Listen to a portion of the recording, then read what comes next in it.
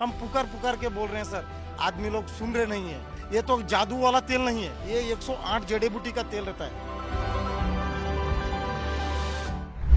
जयपुर हादसे में मृतकों का आंकड़ा बढ़ गया है। अब तक 14 लोगों की मौत की खबर है। आपको बता दें कि जयपुर में शुक्रवार सुबह जयपुर अजमेर हाईवे पर भांकरोटा इलाके में एलपीजी गैस से भरे टैंकर के यू टर्न लेने के दौरान पीछे से आ रहे ट्रक की टक्कर से धमाका हो गया। सुबह लगभग 6 बजे दिल्ली पब्लिक स्कूल के निकट हुए हादसे में जिंदा जलने से 7 लोगों की मौके पर ही मौत हो गई और जबकि 3 लोगों ने अस्पताल में उपचार के दौरान दम तोड़ दिया। लगभग 3 दर्जन लोग झुलसे हैं। इनमें से 10 की हालत गंभीर है। इनमें से 1 की देर रात मौत हो गई। हादसे में अब तक कुल 14 लोगों की मौत की खबर है। टैंकर से उठी आग इतनी भयंकर थी कि राजमार्ग से गुजर रहे आसपास खड़े 40 से अधिक वाहन जलकर राख हो गए। उदयपुर से जयपुर जा रही निजी स्लीपर बस भी जल गई। बस में 34 यात्री थे, जिसमें से 20 लोग झुलस गए। बस टैंकर के पीछे ही चल रही थी। आग बुझने के बाद 3 लोगों के शव को घटनास्थल से अस्पताल पहुंचाया गया। बस के चालक और परिचालक लापता हैं। टैंकर से गैस रिसाव के बाद लगभग 200 फुट ऊंची लपटों से कई पक्षी भी झुलस गए।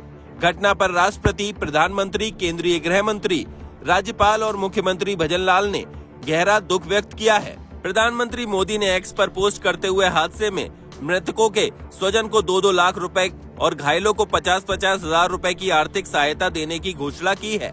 घटना की सूचना मिलते ही मुख्यमंत्री भजनलाल शर्मा और चिकित्सा मंत्री गजेंद्र सिंह पहले अस्पताल फिर घटनास्थल पहुंचे। चिकित्सा मंत्री ने बताया कि हादसे में 4 दर्जन से अधिक लोग झुलस गए थे। 35 घायलों में से 26 की पहचान हो चुकी है। केंद्रीय गृह मंत्री ने सीएम भजनलाल से बात कर हालात की जानकारी ली। राज्य सरकार ने मृतकों के स्वजन को 5-5 लाख रुपए और घायलों के स्वजन को 2-2 लाख रुपए की सहायता की घोषणा की है। चिकित्सा व्यवस्था प्रशासन पूरा अलर्ट हो गया था, हाई अलर्ट पे हो गया था। 2 पेशेंट्स आते ही सभी लोगों को सूचना हो गई थी और सुबह पहली बार में करीब 35 पेशेंट्स आ गए थे, जिसमें से 5 डेड बॉडीज थी। उसके बाद 1-1, 2-2 पेशेंट्स करके आए थे। उसके बाद सीएम साहब यहाँ आ गए थे, मंत्री जी आ गए थे, हमारे सेक्रेटरी साहब आ गए थे, हमारे एडमिनिस्ट्रेशन की टीम पूरी यहाँ पर थी। और उसके बाद सारी जो सबसे प्रायोरिटी जो थी वो पेशेंट की ट्रीटमेंट की थी। आते ही पूरा अपना जो बर्न वार्ड और बर्न आईसीयू है, उसमें जो पुराने पेशेंट थे उनको दूसरे आईसीयू में शिफ्ट करके पूरा बर्न वार्ड और आईसीयू केवल इस दुकान की जो घटना हुई थी इसके मरीजों के लिए रिजर्व कर दिया था, ताकि क्रॉस इन्फेक्शन भी नहीं हो और सारी व्यवस्थाएं एक तरफ से हो जाए। और उसी समय में बर्न के सारे डॉक्टर्स वहाँ आ गए थे। उसके अलावा जनरल सर्जरी के डॉक्टर्स, एनेस्थीसिया के डॉक्टर्स, ऑर्थो के डॉक्टर्स सभी लोग आ गए थे। सबने मिलकर वहाँ व्यवस्थित किया था।